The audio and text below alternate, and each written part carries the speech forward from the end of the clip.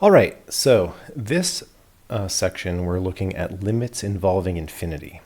And the first kind of limits involving infinity are going to be when the function f at some point a, we say if the function a if the function near a increases without bound from the left and from the right, we will symbolically write it like this, that the limit as x approaches a of f of x equals infinity. Now, it doesn't mean that the limit exists. It's just handy notation that we'll use. Similarly, if f of x decreases without bound, which is to say it goes to like really, really big negative numbers from both the left and the right as x approaches a, we will write the limit as x approaches a of f of x equals negative infinity. And again, it doesn't mean that that the limit exists. It's just notation to indicate this is what happens with the function. We'll have similar notation for left-hand and right-hand limits. So we'll define the line x equals a to be a vertical asymptote if of the function of the curve y equals f of x, if either of the one-sided limits, so the left or the right, at a is either positive infinity or negative infinity. Either one of those, we're calling x equals a, that line, that vertical line, we're calling it a vertical asymptote of the curve. For example, let's look at both the right-hand and left-hand limits as x approaches 3 of the function 2x over x minus 3. So the key thing here is to remember so let's take the first one, right? When x is approaching 3 from the right, that means x is like slightly above 3. It's like a little bit more. And so x minus 3 is greater than 0. It's positive. So you'll have a positive number over a positive number that's really close to 0. So this limit, so on the top, what we have, this is going to 3, but this is going to 0 from the positive direction, right? And so this limit is going to be, we would write it's positive infinity. But if we look at from the left-hand side, if x is slightly below 3, that means x minus 3 is actually a negative number. And so what we have, well, the numerator is getting close to, so the numerator, as x goes to 3, this is going to get close to 6, but the denominator is getting close to 0, but from the positive direction. And so this limit is going to be positive infinity. On the other side, if we take x to approach 3 from the left, x is slightly below 3, and so x minus 3 is going to be slightly below 0. It's negative. So the numerator is still getting close to 6, but the denominator is getting close to 0 from the left hand. So it's negative numbers. So when you're dividing by a 6 divided by a really, really tiny negative number, it's going to blast off to the negative infinity. So the left-hand limit is negative infinity. So let's look at this example. Let's find the vertical asymptotes of f of x equals tangent of x. And it's going to be helpful to remember that the tangent of x is the sine of x divided by the cosine of x. And now, when you write it like that, it's a little bit more obvious that when the cosine of x equals 0, we're going to get a problem. Let's take the example. Well, when is cosine equal to 0? This is going to happen at x equals pi over 2, 3 pi over 2, 5 pi over 2, etc. Actually happens for negative pi over 2 and others. But let's take pi over 2. So when x is approaching pi over 2, we don't have any problem with the sine of x. This is going to approach 1, no problem at all. The cosine of x is going to be approaching 0. It'll approach 0 from the right-hand side. It might be helpful to just think about what the cosine looks like, right? So when you're at pi over 2, as x is approaching from the left, cosine is coming down, so it's positive still, right? And so this limit is going to be infinity. But the limit as we approach pi over 2 from the right, well, this is going to approach 1 also. But for cosine of x, this will approach 0, but it'll approach it from the left, right? Or from the negative numbers. And so this limit is going to be negative infinity. And you can see that when you graph this thing out. So this is a graph of the tangent of x, and you can see what's happening at, I'm going to try to estimate this, it's about here-ish. This is where we're going to have, we have a vertical asymptote here. We have another one over here, another one over here, and over here. Okay, and so what we have is when x equals pi over 2 plus k pi, like for every pi, or every, 180 degrees, you're going to get another asymptote. And this is going to be for all integer. I didn't draw that very well. For all integer k, 1, 2, 3, 4, but -1, -2, -3, and so forth. So those would be all the vertical asymptotes. It becomes a lot more obvious when you're actually looking at it. Okay, so suppose we have a function that's defined on an open interval starting at a and going out to infinity, some constant a. It could be anything. So we'd say the limit as x approaches infinity of f of x equals some number L. That'll mean that the values of the function f of x can be made to be arbitrarily close to L. And that would be true for all x values that are above some constant c. So once x gets so big that it's beyond some threshold c, the f of x is going to be as close to L as you want from then on. If that is true for any arbitrary distance, which we would call epsilon in like a formal analytical definition, then L is the limit. And just to point out, we define the limit as x approaches negative infinity similarly. It should be no surprise how we define that. It would be for all x that's less than some constant c. So as a definition, we would say the line y equals L, it's a horizontal asymptote of the curve y equals f of x, if either of these are true. If either the limit as x approaches infinity of f of x equals L, or if the limit as x approaches negative infinity of the function is equal to L. So if either of those two are the case, then we would call this horizontal line a horizontal asymptote. So let's take a look at this function with a couple of asymptotes sort of indicated, and actually another one that is maybe not indicated already, but you can see if you were to draw it out, it looks like it's along this line. At 2, we can actually say something about some limits of this function. All right, we would say, for example, the limit as x approaches negative infinity of this function f of x is equal to 0, because that's what's happening out here. When x gets really negative, it seems like it's leveling off at 0. I'm just estimating it.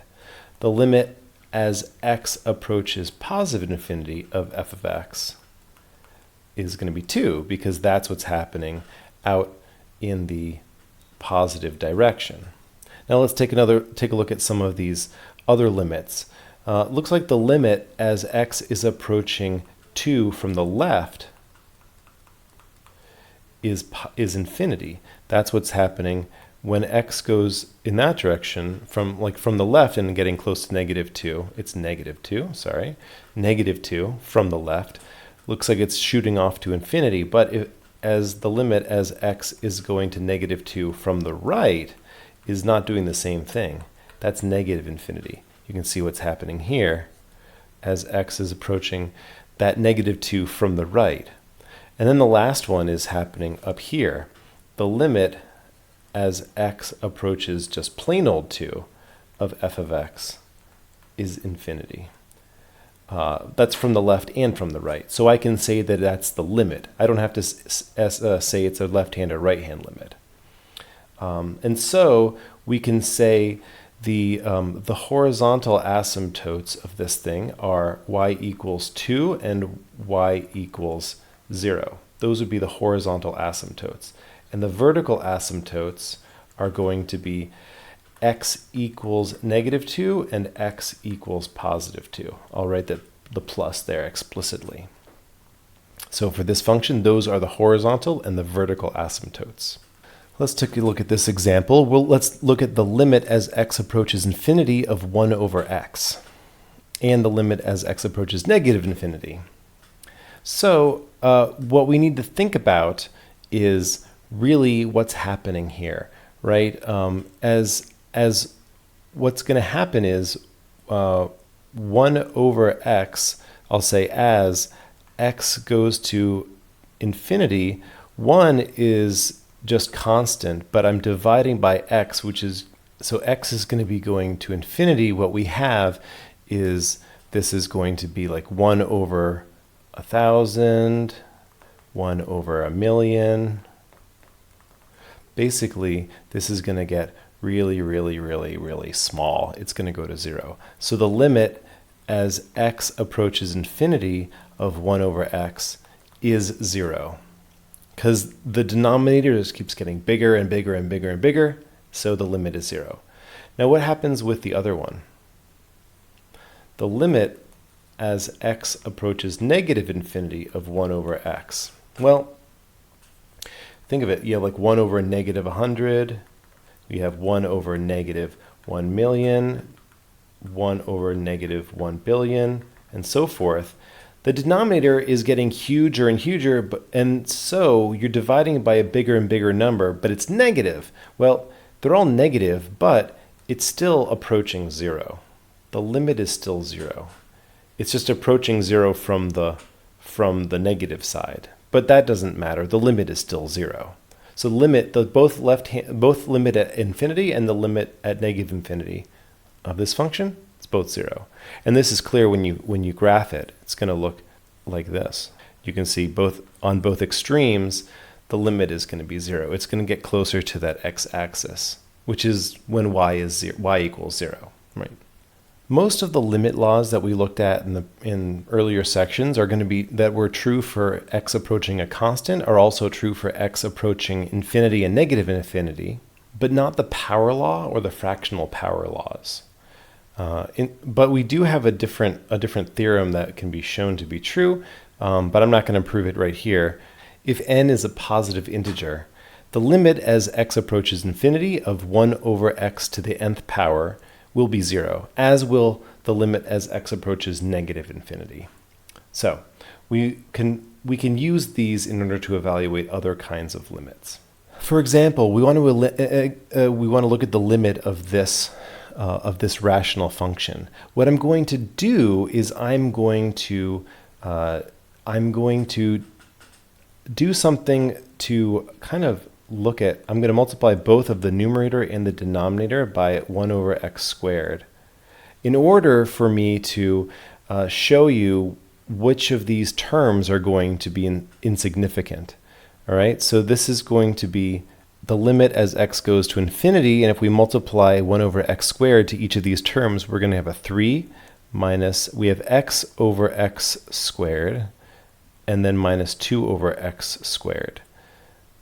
I'm going to have 5. Well, maybe I should write out explicitly, and in the next step I'll make things disappear.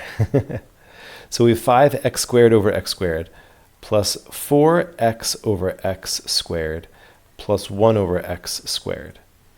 Now this can be simply written as the limit. It's 3 minus 1 over x minus 2 over x squared, and then 5 plus 4 times 1 over x plus 1 over x squared. Now the reason this is useful is the limit rules say we can split the quotient rule, the sum rule, all of those still are fine. And so we can write this as a whole bunch of little limits. So we can actually, using the product or the quotient rule, we can actually write it like this, and the sum rule. So we have the limit, all of these limits as x approaches infinity we've got the limit of 3, we've got the limit of 1 over x, 2 over x squared, we have down below we've got all of these other ones. Now the key thing using this theorem that we just have, all of these limits are going to be, a lot of them are going to be 0, that's 0, that's 0, and that's 0.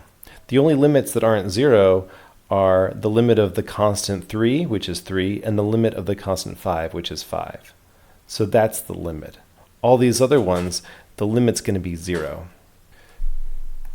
Okay, so to handle this one, we're going to use conjugates because, as you can see, what we have is two really big numbers. The difference between two really big numbers is it's not clear what might be happening. So what I'm going to do is multiply both the numerator, actually I'm going to multiply it by a fraction, which is the square root of x squared plus 1 plus x over x squared plus 1, again, plus x.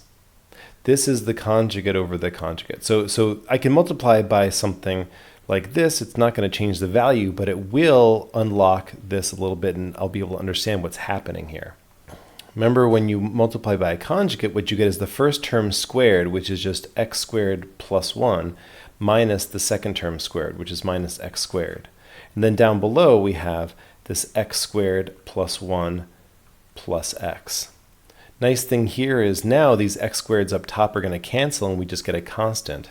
You have 1 over x square root of x squared plus 1 plus x.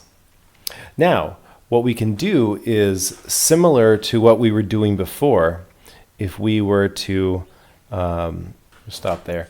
Okay, so you can see basically we have a constant on the numerator, but down below you have these two terms that are both going to be positive, and they're going to both get really big, really big. So these are going to get big without bound, and so the whole limit, 1 divided by this really giant number, is going to get closer and closer to 0.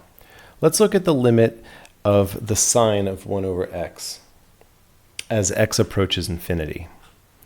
Here, we can do a little substitution trick and define a new variable t as 1 over x. And so here, we can think about limits of stuff. The function is going to become sine of t, but what happens to t, as x gets to infinity, what's the limit of t as x goes to infinity? Well, that's the limit of 1 over x, and this is going to be 0. And so we can write this, the limit as x approaching infinity is the same as t approaching 0. I guess we should be a little bit more clear. This is actually 0 from the right-hand side. When x is going to positive infinity, then t is going to go to 0 from the right-hand side. But that's fine, because what happens at sine of 0? That's going to be 0. No sweat. If we look at the limit as x goes to infinity of the sine of x, the sine function, what it does is it just goes up and down, up and down, up and down like that.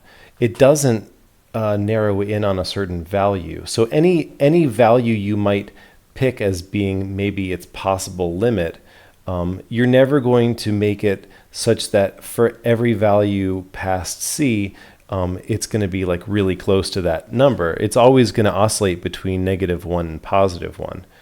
That's going to be the nature of the sign for everywhere. So we would say this limit does not exist. So you'll see this notation used, the limit as x approaches infinity of f of x equals infinity. What that really means is that when x gets really big, when really large numbers go in for x, the function is going to increase without any bound at all. And the notation has similar meanings if we replace infinity by negative infinity in either of the two places. It would mean either that when x gets really negative, then the function either increases without bound or decreases without bound, depending on where you put the negative. So let's look at these ones. The limit of the function x to the third as x goes to either infinity or negative infinity. It might be helpful to look at a picture of this graph. I mean, when you graph it out, you really see as x gets really big, this function shoots up really fast. So it really goes up without bound, right? When we have if x is 100, this is going to be 100 to the third power, right? Which is 1 million. And then as 100, 1,000 cubed, and so forth and so forth. So this limit as x goes to infinity is going to be, it's going to be an infinite. It's going to be infinity. We would write equals infinity. Doesn't mean the limit exists. It just means it increases without bound.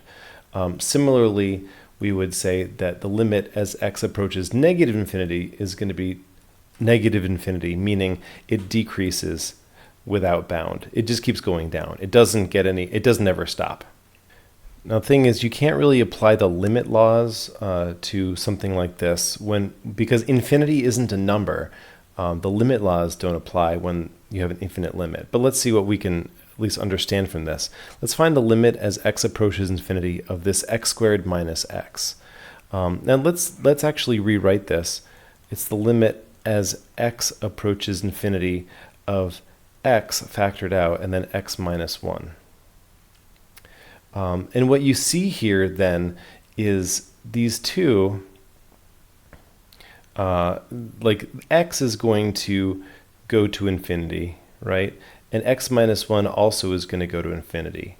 And so it's clear that you have two really, really large numbers that are just multiplied against each other.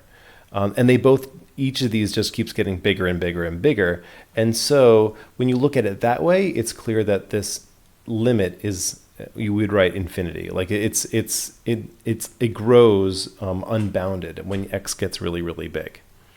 And another way of thinking about it is x squared is going to grow much faster than x. And so even though each time when x is getting bigger, x squared, you're subtracting x, but x squared, the growth in x squared is going to dwarf the minus x. So that's not going to have any significant effect long term. Okay, so let's take a look at this one. The limit as x approaches infinity of this x squared plus x over 3 minus x. And it's going to be helpful for us to actually divide both the numerator and denominator by 1 over x. Or sorry, I should say just multiply by 1 over x. So this is the limit as x approaches infinity. This equivalent to saying x plus 1 over 3 over x minus 1. And so what we get now is the numerator here is 3x plus 1 is going to go up to infinity, right? That's where this is going. But down here, 3 over x, this is going to go to 0. 3 over x as x gets really, really big. 3 over a million, 3 over a billion. The minus 1 doesn't really matter. So what we end up with is some really, really, basically 0 over, minus 1. And so the denominator is actually going to be negative. So we have positive infinity, but then we have a negative. So in fact, this altogether is going to be negative infinity, negative infinite limit. So I think that's all we're going to cover here. The precise epsilon delta definitions of limits, you can define infinite limits in those terms, but I'm not going to do that right here.